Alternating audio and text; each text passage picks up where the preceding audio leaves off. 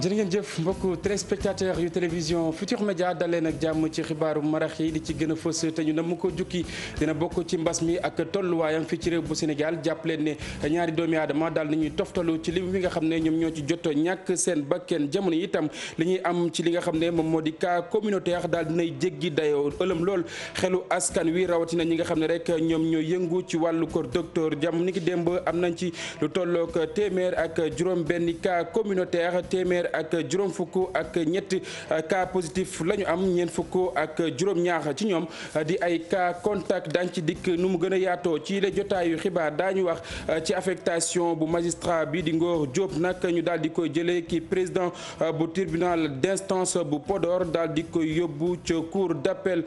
bu Thiès niki ñi nga xam ne nag ñoom ñoo di waa AMS nag di ñaaw lu nu mel bokk na ca rek ci li ñu wax dañoo salfaañee li nga xam ne moom moo di ak yelleefuk doomu ki nga xam ne moom moo di boobule magistrat ba tax itam ñu ngi xam ne rek daañu yóbbu mbir mi fa nga xam ne rek daañu leen fa mën a àtte daañu wax ci wàllu caada xam ngeen ne niki démb ci conseil des ministres nag daal nañuy adopté projet de loi bu ñeel taxawaayu ñi nga xam ne ñoom ñoo di artistes yi ñoom seen bopp di rafetlu bu baax a baax lu ni mel ndax xam nañ ne lu ni mel daañ gën a tax ñu jox leen seen ak dayo CNRA boobaak léegi muy dànkaafu ñi nga xam ne nag ñoom ñoo di artistes yi ci yenn ci ay séries yoo xamante ni ñu ngi ci gis nag loo xamante ni du dëgg du yoon ba tax itam Pape Faye di artiste moom moomee nag di xam ne lu ñu war a yëkkati ci ay kàddu jëmale ko ci askan wi doon na loo xamante ni dañ koo war a mën a woddu ba askan wi mu ne si see jotee mbokk yi di léppi tënk la bu ngeen taaxirloo tuuti ma dikk ñu faram fàccee.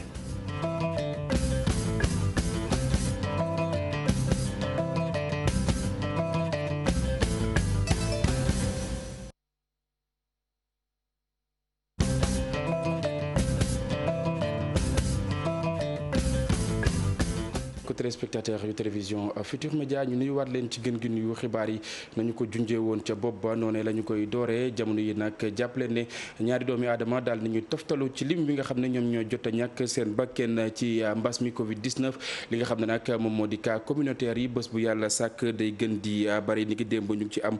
ci lu tollook téeméer ak juróom-benn cas communautaire téeméer ak juróom fukk ak ñetti ci ñoom nag di ay cas positif ñeent fukk ak juróom-ñaar ci ñoom itam di ay cas contact di ngeen ko am itam suñu yeneen jotaayu xibaar boobu ak léegi ñu ngi leen di digtal lu ni mel xam ngeen ne feebar bi yenn saay day ëlëm lool xelu askan wi ba tax itam centre académique de l'orientation scolaire ak itam professionnel ya nga xam ne ñoom ñoo nekk ca Fatick di def kéem kattan ngir rek gën a ñaax askan wi lu ci mel ni wàllu bét di konté bi nga xam ne daañ ko faral di nemmeeku yenn saay ci bile jàngoro ñu mën koo dakkal. Aminata Goudiaby ak Abdou Karim Bey teewoon nañ boobu jotaay nga xam ne ñu ngi ci doon tàggat ay doomi aadama ñu teewlu reportage bi.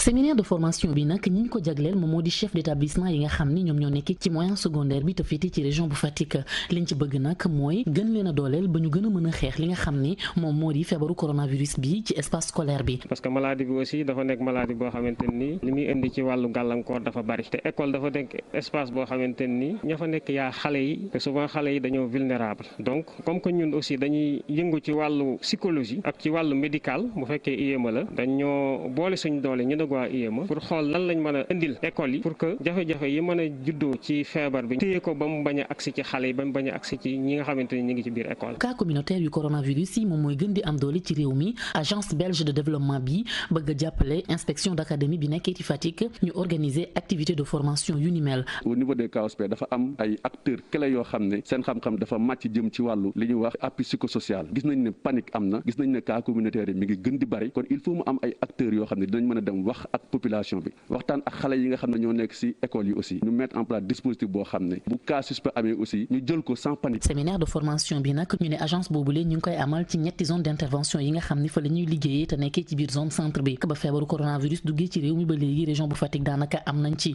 luy war a toll ci juróom-benn fukki cas ak ñeent fukki nit ak juróom yoo xam ne amoon nañu feebaru coronavirus bi jot nañoo wér juróomi nit nag ñoom ñoo ci ñàkk seen bakkan. mbokk yi jàppale ne gendarmerie nationale nag lu ëpp juróom-ñetti téeméer ci ay agent daal nañ leen di teg ci li nga xam ne moom moo di mbedd yi lu toll itam juróom fukk ak juróom-ñett ci ay ndaamaar ak itam ay fas yoo xamante ni nag ñu ngi ci li nga xam ne moom moo di tefes yi di saytu doomi aadama yi nga xam ne dëppoowuñu ak li nga xam ne moom la yoon tëral jamono yi ci xeexub mbas mi lu ñeel wàllu restaurant yeeg yu ni mel itam ñi nga xam ne ñoom ñoo di way takk der yi dañuy seetlu bu baax a baax bokk na ci itam li nga xam ne rek moom moo jëm ci wàllu ndaamaar yi ñu teewlu reportage bu Mohamed Samb.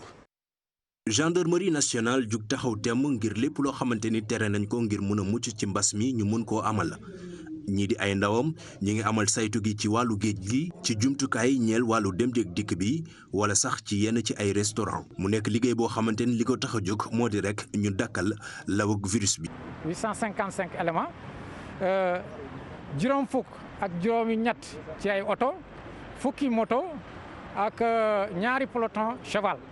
yooyu rien que pour saytu li nga xam ne mooy respect ou application mesures yi nga xam ne autorité ñoo ko jël loolu nag ñu ngi koy def ci suñu niñ koy defee ci yoon bi c'est-à-dire am ñuy taxaw ci arrêt car yi am ñuy wër pour saytu en tout cas def en sorte que fépp foo dem fii ci région Dakar ñu mën a am garantie ne mesures yi respecté nañ ko. yemuñu foofu ñoom waa gendarmerie am na sax ay masques yoo xamante ni jot nañ ko jébbal askan bi ngir ñu mën a wattu li nga xamante ni moo di mbas mi. 2,000 masques teg nañ ko ci suñu loxo ñun ñi nga xam ne ñu ñoo nekk Dakar puisque fii mooy épicentre bi loolu dañ ko def pour mën a gunge population ñi nga xam ne amuñ ay kattanu jënd masque mais masques yi ñu sol méngoowul ak sécurité donc ñooñu bu ñu tasee suñu ndaw yi ci terrain bi. mën nañ leen jox masque yi gratuitement. mbas moomu sax jamono ji nu mu gën a bare ci réew mi ba law fi loolu moo tax ñi di waa gendarmerie nationale ñoom jàpp nañ ni nag li ñu war a gën a mën a dooleel moo di yeete gi. ne xeex bi ñu ñëpp a ko bokk parce que affaire sécurité nationale la donc ñu war a farlu parce que virus bi du déplacer boppam ñun ñoo koy déplacer donc ñu fexe ba ku ci nekk nga jël say responsabilité ne virus bi du jaar ci man. liggéey bi nag nekk na loo xamante ni jot na amal ay jeexantal yu am solo lu toll ci juróom-ñetti junni ak juróomi téeméer ak juróom fukk ak juróom-benn ci ay doomu aadama nag jot nañ leen a saytu ci ñoom doomu aadama yooyu nag juróomi téeméeri ak juróom-benn fukk ak ñaari ñoom ñëpp nag jot nañ leen a artu bu dee ni nag ci wàllu jumtukaay yi ñeel dem ak dikk bi lu toll ci ñetti junni yu toftal ñetti téeméer ak ñett ci wàllu véhicule yooyu jot nañ leen a saytu téeméeri ak juróom-ñeenti ci ñoom ñëpp jot nañ leen a arrêté bu dee nag ci wàllu koppar gi lu ñu duppee amende forfaitaire ñoom waa gendarmerie ñu ngi xamle ni jot nañ ci lu ëpp 3 millions ak genn wàll. jërëjëf Mohamed Samb cant ak ngërëm ñeel na la waaye itam dakkal lawtee foog bile virus nag tax na niki ren nag kankurang yi nga xam ne at bu yàlla sàkk dañ ko doon faral di def nag ca diwaan bu Mbuur niki ren di nag du am ki ko xamle di préfet ba fa ba tax itam muy sàkku ci ñi nga xam ne ñoom ñoo fa nekk dooni cëslaay ñu gën a fàggu ci wile tawat ngir ñaax askan wa nga xam ne ñoom ñoo yeewoo ca diwaan bu Mbuur Abdourahmane Diallo ak Mamadou Gueye ci reportage. ren ji ku moyul kankurang du am ci Mbuur lenn waralu ko lu dul feebar coronavirus bi kilifa yi ak communauté Mandeng du yàgg dara sax dinañu tàmbale waxtaan yi. rek tey jii toll nañ foo xamante ni lépp luy dajale ay mbooloo dañ ko war a moytu parce que gis nañ ni feebar bi ñi koy am ci mbooloo lañ ko amee wala ci yenn bërëb ni ma ko waxee ci nasaraan communauté Mandeng ku xam ni ñu responsable ñoo fa nekk te yaakaar naa ni dinañ toog ak ñoom waxtaan. te décision bu fay juddoo dina nekk décision boo xamante ni dina yombalal état liggéeyam. lël bi nga xam ni amal nañ ko ñi yor nawetaan yi ci département bi ñoom ñuy xamle ni ren jii duñu amal nawetaan ci dëkk bi. waa ODCAV bu Mbour ñoom taxaw nañ ni ñoom ren jël nañ décision ni duñu organiser nawetaan waaye biñ ci yem dañuy jël énergie bi nga xamante ni moom la mouvement nawetaan doon drainer. jaarale ko ci association yi pour jëmee ko ci xeex mbas mi. préfet bi di ñaax ñi nga xam ni ñoom ñooy acteurs communautaires yi ñu daal di yokk seeni liggéey ci lu jëm ci wàllum sensibilisation ngir feebar bi. service état yi ñu ngi def seen kéemtalaay kàttan muy waa santé muy waa police waa gendarmerie waa service d'hygiène moo tax ñu ni tey jii nag jot na pour que askan wi jëlal boppam xeex bi nu mu koy jëlee. lu yomb la mooy ñi nga xamante ni ñooy ñi nekk ci biir askan wi jóg ni ñoom lii lañ ci mën a def gunge ci état. coronavirus nag fi mu ne nii mu ngi jéggi dayoo ci département bu Mbour lu ëpp 300 doomu aadama feebar bi daan na leen ci ñooñu sax am na ñu ci jot a ñàkk seeni bàkkan. Abdourahmane ginnaaw Mbour ca diwaan bu Matam nag kër docteur Yafa daanaka nag lépp lu soxal wàllu jumtuwaay ay jafe-jafe la ba tax itam ñi nga xam ne ñoom ñoo yëngu ca wàllu kër docteur di yëglu mu mel itam hôpital bu Ourossogui nag jamono yi ndoxum taw ma nga fa fees dell. Ali Bandel Niang moom moo teewal télévision Futur Média ca diwaan bu Matam reportage. wérgu yaramu askan wi fare ci diwaanu Matam mu ngi woy di doon ab préoccupation noppeeguñu di jooy scanner bi nga xam ni ay weer a ngi ni dafa paan ba mu waral évacuation ak ñi ñàkk seen bakkan ci yoon bile tey jii appareil ca radiologie ba ñoom itam ñoo taxaw ci lu leer tey jii képp nga xamante ni dafa damm nga accidenté wala ñu war a saytu sa wàllu wérgu yaram da ngay yóbbaale sa téléphone portable ndaxte technicien yi fa la ñuy dugal image yooyu nga xam ni moom nga war a yóbbu présenté ko médecin bi. am na c'est très difficile métti na lool am benn cliché pour nga xam feebar malade bi il faut que malade bi voyage fii ba Thiès voyage fii ba Dakar ça c'est difficile li ma lay wax nii même ñu ngi may wax ne que rajo bi amuñu cliché présentement amuñu cliché on est obligé le radiologue est obligé de m'envoyer daf may yónni rajo yi ci via WhatsApp ci sama téléphone pour ma am na malade yi nga xam ne am nañu seen téléphone ci biir seen téléphone lañ koy def am na ñi nga xam ne amuñ téléphone vous voyez en ce moment man lay envoyé ensuite ma wax ko malade bi won ko ma mun ko interpréter pour ma mun ko wax malade bi au moins mu xam feebaram. doy na waar c'est parce que l'État n'a pas assez mis de moyens pour. moo ne sax nag bërëb bile mooy unique centre de référence diwaanu Matam département Bakel ak benn pàcc département Podor waaye bloc chirurgical bi nga xam ne moo gën a mag ci gox bii yëpp saa yu tepp ndox taw laalee suuf day inondé ba gaañ yi duñu mën a opérer dañuy taxaw. fu mu nekk nii bloc bi bu tawee duñu opérer parce que bloc day senn partout day senn ça inonde. ndox bi day dugg commencé kii rek major bi mooy fab matériel bi teg de côté le temps que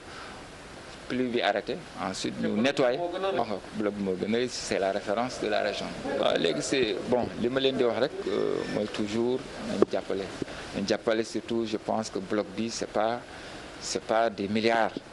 moo ne sax nag ministère bi yore wàllu wér-gu-yaram jéego yu am solo ci juróomi at yi indi nañ ko fi ak plateau technique yenn jumtuwaay yi ñu fi yabal ak itam médecin spécialiste yi nga xamante ni ñu ngi ci biir bërëbu fajukaay bi di hôpital Ourossogui xanaa kay tey li nga xam ni moom la ñu war a mën a nemmeeku rek moo di ñi nga xam ni ñoo jiite gox-goxaan yi dafa mel ni wér-gu-yaramu askanu Matam yitteelu leen moo ne sax nag wàllum santé bokk na ci compétence di leen transféré. ñu wax ci leneen mbokk yi lu wuteek li nga xam ne moom moo di wàllu wér-gu-yaram forum civil ak itam association bu presse en ligne yi nag ñoom ñooy sàkku ñu daal di woote ab loi woo xamante ni dinañ mën a jote ci lépp lu soxal wàllub xibaar bu ñu sukkandikoo itam ci forum civil dina mën a tax nag ñu gën a lëñ mbëtt lépp loo xamante ni askan wi dañu koy soxla rawatina jamono yi nga xam ne nag dañoo nekk ci période crise dina mën a tax xaalis yi nga xam ne dugal nañ ko ci jàngoro jile nag ñu mën ko saytu bu baax a baax Modou Fall ak Youssou Baro. ngir accès à l'information moo tax tey kon forum civil feggoo ceek appel di kuréel gi yor presse en ligne bi ngir ñu waajal seen plaidoyer ngir kon li nga xam te ni moo di nguurub Sénégal nangu loolee yi. naka nañuy def fexe ba am une loi sur l'accès à l'information maanaam naka nañu am loi boo xam ne day permettre journaliste bi lu mu bëgg a xam. te warul gaañ askan wi mu xam ko yan information la journaliste waroon am ci Covid bi amuñu ko ak li ñu waroon am pour jëbal ko askan wi te jëbaluñu ko askan wi boo xoolee mars bi passé président public jël na benn décret pour génne lépp loo xam ne wàllu njënd la jëm ci xeex mbas mi. boo dee xool ci wàllu feebar gi ñu nekk rek mbas mi koppar yu bëri génn na ci te tey bu fekkee ni loi boobu lay wote nañ ko dana gën a mën a leeral mbir yi. lii dugg ci ministère de la santé lii dugg ci ministère de l'équité lii dugg ci secteur privé bi lii dugg ci yeneeni secteur mais il faut que tey maanaam ñu mën a def le point wax ne décaissé nañu lii ñii lañ ko jox ci anam yi lañ leen ko joxee ak pour lii lañ leen ko joxee et lii lañ ko joxee ndax jëfandikoo nañ ko noonu ndaxte loolu mooy maanaam tax population yi mën a xam exactement li xew seeni alal nii lañ ko jëfandikoo ak vraiment ñu ngi ko dénk ndax yeeyoo nañ ko. accès à l'information yoon la di ab droit fondamental boo xamante ni suñu constitution moo ko garantir loola rek tax na ba forum civil dana ci feggoog mboolem kuréelu taskatu xibaar ngir ñu xool yan jéego la ñuy teg ba rek mbir mi mën a yemb fii ci Sénégal. ñu àddu ci wàllu caada mbokk yi xam ngeen ne ni ki démb ci conseil des ministres nag daal nañ fay adopté projet de loi bi nga xam ne moom moo ñeel statut ñi nga xam ne ñoom ñoo di ay artistes ñi yëngu ci wàllu caada ñoom ñooñu nag di xam ne lu ni mel nag lu yàgg la loo xamante ni ñu ngi ko doon xaar booba ak léegi ndax dina gën a tax ñu xam li nga xam ne rek moom moo di seen ak dayo Fat Bintou Konté ak Thierno Mendy ci reportage. mercredi bii lañ ko adopté en conseil des ministres moom projet de loi bi nga xam ne moom mooy taxawal li di statut de l'artiste et des professionnels de la culture di jéego boo xam ne nguur gi dox na ko ci wàllum culture te nag ñi nga xam ne ñoom ñi acteurs culturels yi dañoo jàppoon ni nag dafa jot. ko dalee di xaar ëpp na fukki at dañu wax fukki at mi ëpp na ko parce que maa ngi fàttaliku jamono Maurice Senghor Sorano ñu ko doon wax. boobu ak léegi xam nga 30 ans nit ñi dañuy wax 10 ans rek mais ëpp na loolu ëpp na ko. tey texte bi moom ñun bokk nañu ci muy suñu association yi muy yeneen association organisation professionnelle yi dañu ci liggéey lu ci bëri te lii ko gouvernement nanguwee c'est-à-dire nangu na pour ñun daal li mu ko nangu reconnaître na ko nangu na que ay liggéeykat li ko. moom projet de loi boobu bés buñ ko promulguer dina permettre ñi nga xam ne ñoom ñi artistes yi nag mu am coppeeku bu baax a baax ci li nga xam ne moom moo di seen dundin ak seen liggéey. ak le problème yu bëri damay dem rek ci cas yu mel ne kii et protection sociale xam nga artistes yi bari na ñoo xamante ni aujourd'hui bu ñu demee à la retraite. quoique dañu arrêté dem retraite mais si parce que boo nee ba mënutoo say cër taxawul foo nga dem noppalu mais amuloo presse amuloo dara foo fayeeku donc je pense que question statut de l'artiste bi mën na régler loolu. dana mën a tax sax d'ailleurs ñu xam kan mooy artiste ak kan moo dul artiste. donc dana ñëw pour raxas lu bari defar lu bari. ñoom artistes yi jàpp ni fi mu toll nii naam nag nguur gi fi mu ne nii reconnaître na li nga xam ne moom moo di seen liggéey faaw nag ñu xeex ba ñu promulguer ko bu ñu bàyyi rek projet bi nekkee noonu. benn pas la parce que fu mu ne nii il faut que loi bi dem ba assemblée nationale après assemblée nationale jaarale ko ñu promulguer ko pour ñu mën a wax ne am na c'est tey nañu suñu texte. lu ñu bëgg nag mooy texte bi ñun organisation professionnelle ñoo ci war a continuer di yàw c'est pas parce que jaar na rek ñu toog di xaar. ñoom waa bi nga xam ne moom moo taxawal statut des artistes dana tax lii nga xam ne moom moo di seen promotion ñoom artistes yi ak gëdd bi nga xam ne am nañ ko ci politique culturelle bi ñu gën koo jëmmal. xam nga ne boobaak léegi Sénégal mi ngi dànkaafu ñenn ci ñoo xamante ni nag ay artistes lañ ci série yi nga xam ne ñu ngi koy faral di gis ci télé yi kàddu yu ñu fa yëkkati nag ñu jàpp ne wodduwul ba tax itam ñu war see mën a def ab taxaw seetlu moom Pape Faye jàpp ne loolee nag lu jaadu la ndax loo xamante ni askan wi dañ koy jotee war nañu ko wormaal ñu teewlu ay kàddoom. bu ñu gisee loo xamante ni lii dégg nga ma dafay choqué muy xam ay saaga. wala muy ñuy wax yoo xam ne kenn woddu ko parce que wax dañ koy wodd mu rafet dégg nga ma da nga war a xoolaat sa bopp dégg nga ma suñ ci réunion jël ci ay décisions c'est pour protéger les populations c'est pour protéger justement ce que nous avons comme valeur islamique comme valeur religieuse je peux dire pour valeur religieuse dégg nga ah c'est pour protéger ñooñu parce que foi dafa am doole ngëm dafa am doole. ñuy bàyyi di heurter la sensibilité des gens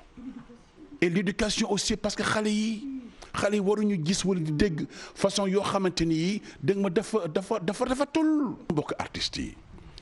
nañu bàyyi xel que ne dans fii fukki at wala fukki at ak juróom mun na fa bañ yegg sax wala dëgg na ba am ay sët ñu génne la wax ju ñaaw jooju nga waxoon di wax bu tegginuwul nga génn ko say sët di ko dégg yow mi nga xamante yaa ko waxoon sax da nga naan ay damay ñaan li lay war a sol ñu bañ ko tegaat. maa ngi leen ko doon junj mbokk yi bi ñuy door yi la jotaayu xibaar mu ñeel affectation wuk magistrat bi di Ngor Diop ñu daal di koy jëlee ci président bu tribunal d'instance bu Podor daal di koy yóbbu ca cour d'appel bu Thiès nag jamono yi bu daal di fay nekk ab conseiller UMS jàpp ne lu ni mel nag du dëgg du yoon bokk na ci lu ñu def nag daal di salfaañe ak yelleefuk boobule magistrat ba tax itam ñu xam ne rek ne lu ni mel du ñu ko bàyyi mu seddee noonu Alxasan Ba daal di nañuy lëñbëtal tënk wi nga xam ne UMS daal di koy yëkkati ñu seetaan. ci ab bataaxal la ñu tënk li nga xamante ni moom mooy fi ñu jaarale affectation bi nga xamante ni def nañ ko moom magistrat Ngor Diop président du tribunal instance bu Podor ñu yóbbu ko fële ca cour d'appel bu Thiès en tant que conseiller ab affectation bi nga xamante ni nag warutoon am fi ñu ko jaarale muy consultation à domicile article 6 loi numéro 2017-11 bi jëm ci wàllum organisation ak fonctionnement bu conseil supérieur de la magistrature ci procédure boobu ci fàttali UMS amul benn possibilité waxtaan ci ñi nga xamante ni ñoom ñoo nekk ci biir conseil bi te buñ koy amal itam dafa war a nekk à titre exceptionnel ñu jàpp ne itam ci article 6 bi nga xamante ni wax nañ ko niki léegi mu ngi wax mën nañu jëfee voie boobule bu fekkente ni ab urgence bu taxaw la ci fonction nag yu jëm ci wàllum poste de responsabilité Union des magistrats du Sénégal di ñaawlu doxalin bi ni mel ñu jàpp ni atteinte grave la ju jëm ci wàllum indépendance de la justice ak dignité magistrat yi ci déggoo bu am nag ci ki nga xamante ni moom la ñu teg li ni mel ñi di waa Union des magistrats du Sénégal daal di jël ab dogal saisir juridiction yi nga xamante ni ñoom ñoo mun a àddu nag ci li ni mel ngir fexe ba annuler décret bu ñu jàpp ne ab décret bu illégal la maanaam bu jaarut yoon bureau exécutif bu UMS jàppee ko ab recul ci li nga xamante ni jàppoon nañ ne sax ab acquis la bureau exécutif bu UMS di fàttali ne balaa nag ñuy amal consultation à domicile bi ni mel ñu teg ko moom Ngor Diop magistrat bi dafa jotoon placé sous mandat de dépôt ab benn kilifa bi nga xamante ne kilifay diine la boo xam ne nag da doon def ay mbir yi nga xamante ni nag da ko doon répété mu jëm ci wàllum yàq li nga xamante ni moom mooy ay góob yu ñu góob ci ay tool wante itam ay menaces ak li nga xamante ni moom mooy voie de fait donte ay intervention amoon na moom mi sax dafa bañoon daal di tënku ci li nga xamante ni moom lañ ko doon wax naka noonu moom magistrat bi mu daal di koy daan li nga xamante ni moom mooy peine bu ànd ak sursis ci loolu nag proposition affectation bi nga xamante ni dafa ñëw rek tegu ci ndoddam ginnaaw ay semaine képp mu amal loolu ñu jàpp ni ab représailles la ci ki nga xamante ni moom mooy magistrat di Ngor Diop te moom mi la sax jàpp nañ ne liggéeyam képp la def tënku ci serment bi nga xamante ni moom la defoon mooy maanaam di jëfee en toute indépendance bureau exécutif bu UMS daal di ñaawlu nag li ni mel jàpp ne xel xalaatut ñuy bàyyi muy jàll. jërëjëf Alassane cant ak ngërëm ñenn la mbokk yi foofee la ñuy jaar daal di buur yële jotaayu xibaar dig daje bi léegi lay doon ak Chérif Diop lu mooy loolee itam ñu bàyyi leen ngeen wéy ak programme télévision Futur Média Pape Djibril Fall ak ganam ci soir d'info. jërëjëf Cheikh ci xibaar yi ak ni nga ko yaatale noonu ñu wéy ci waxtaan bi nga xamante ni tàmbale woon nañ ko ak ki nga xamante ni moom mooy Boubacar Camara nekk président parti pour la construction et la solidarité Jéngu Tabax jiite woon li nga xamante ni moom mooy mouvement Jéngu Boubacar gis nañu taxawaay bi nga xamante ni wax nga ko ci ñi nga xamante ni ñoo yor réew mi di ko doxal ci wàllu Covid bi maanaam feebar bi nga xamante ni moo ngi wëy di jël mag ñi ñu ci bari ci secteur yëpp waaye jàpp nañu ne tey jii law gi dafa gën a ëpp doole ndax li nga xamante ni moom mooy cas yi ñoo ngi yokk nan la ñuy def ba mbir moomu ñu joyanti ko. waaw bu ñu naqarloo et puis jaale vraiment ñi ci wàññeeku ñëpp ak coono yi ci daj. dañu yaakaar ne tey jot na ñu dakkal wàllaate bi ak wàllante bi pour dakkal ko nag dafa laaj ñu def bilan def mesure génne plan bu bees boo xam ne moo adapté wu ci nouvelle situation bi yi ñu passé am na lu ci baax am na lu ci baaxul mais nañu fexe am plan bu bees rapidement pour changer situation bi loolu day am boo demee baaxul nga dellu si daal di def beneen proposition. léegi leneen li tamit mooy nekkoon nga li nga xamante ni moom mooy soldat de l'économie douanier jiite woon fi douane nekk IG aussi ginnaaw bi nga xamante ni génnaat nga ci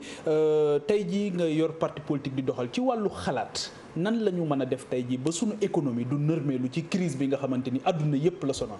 waaw loolu ñun dañ ko bind ci tumbi 19. mu nekk 19 mesures yoo xam ne si ñetti pàcc la. benn bi mooy fu ñuy jëlee xaalis bi fu ñu koy jëlee. naka lañ koy jëfandikoo. ak naka lañ koy jëriñoo. naka la ko nit ñi mën a jëriñoo kooku def nañ ci proposition waxuñu ne moom mooy solution idéale bi. mais nekk na vraiment base de proposition boo xam ne ci sunu xam-xam bu gàtt. bu ñu ko toppee mën nañu redresser réew mi. ci lu gaaw. ba pare fexe ba ñi nga xam ne dañu sonn ci Covid bi. ak conséquences yi mu am. ñu fexe ba delloo si leen parce que fi mu ne nii. nit ñi sonn nañu coono boo xam ne bii. bu fekkee da nga dëkk ak sénégalais yi. di vivre li ñuy vivre di nga xam ne wax dëgg yàlla lii war nañ ci ut saafara bu gaaw. leneen li tamit ci wàllu proposition toujours dégg nañ nga wax ci mooy secteur yi nga xamante ni foofu la ñu waroon a injecté tey ci xaalis ginnaaw bu ñu ko wutee ba pare muy agriculture élevage pêche ak industrie ban place la ñu war a am tey jii ci fii nga xamante ni foofu la Sénégal toll. waaw moom mooy essentiel bi boo jëlee industrie daal agriculture bi li nga fay jëlee nga togg ko. doo ko yóbbu ñu toggee ko bitim réew da nga koy togg di nga am emploi. ba pare nag nga dugal xaalis bi ci mbéy mi. nit ñi mun a béy dunde béy denc. béy soppi béy weccee béy weccee béy def da ngay béy bi daal moom mooy nekk sa base. pêche bi nga def même chose càmm gi nga def même chose artisanat. loolu boo ko defee xaalis bi day des ci réew mi. donc loolu moom mooy ci wàllu koom-koom li nga mën a def. mais nag loolu pour nga def ko il faut nga rétablir confiance. bu confiance amee rek autorité dina am. confiance yi mooy li nga xam ne ñëpp dañ ko bokk alal ji ñu fexe ko gérer gestion boo xam ne bii nit ñi dinañu gis seen bopp dinañu wóolu ñi nga xam ne ñoom ñooy diriger. loolu bu ñu ko defee rek nit ñi loo leen wax dinañ ko def boo leen waxee takkal masque dinañ ko takk boo leen waxee bàyyi leen lii dinañ ko bàyyi parce que dinañu gis ne yow joxe nga exemple. jërëjëf voilà jërëjëf. jërëjëf président Boubacar Camara publicité.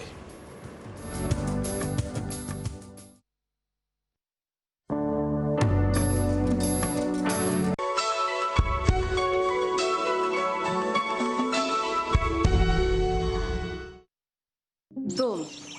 dafa neex ci xol moo tax li gën ci moom rek lay def pat couche moo gën ci sama yaramu nenne dafa war a nooy ci yaramam te warul di fees di ko sonal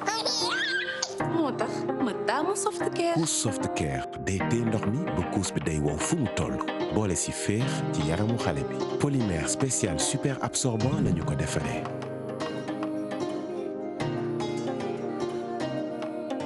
absorbant pour des bébés heureux.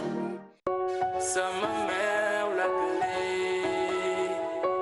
la clé moo gën si man moo gën si meew yi sama meew